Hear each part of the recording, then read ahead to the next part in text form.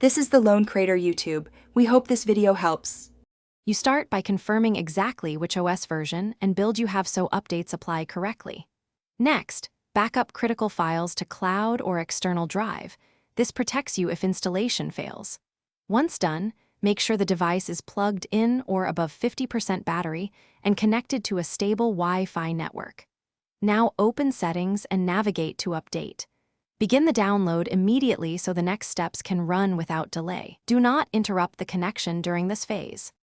With the package downloaded, you prepare the system for installation. Close all running apps and save your work. Unplug printers or USB drives that aren't needed because they can block drivers. Then run the installer and pay attention to prompts.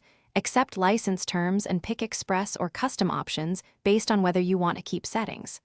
Once the installer begins, let it run. The system may reboot several times. Make sure not to power off. Those reboots apply updates in stages and finalize the installation. After installation, confirm success by checking about or update history and test peripherals and apps that matter most. If a device misbehaves, reinstall or roll back its driver from Device Manager.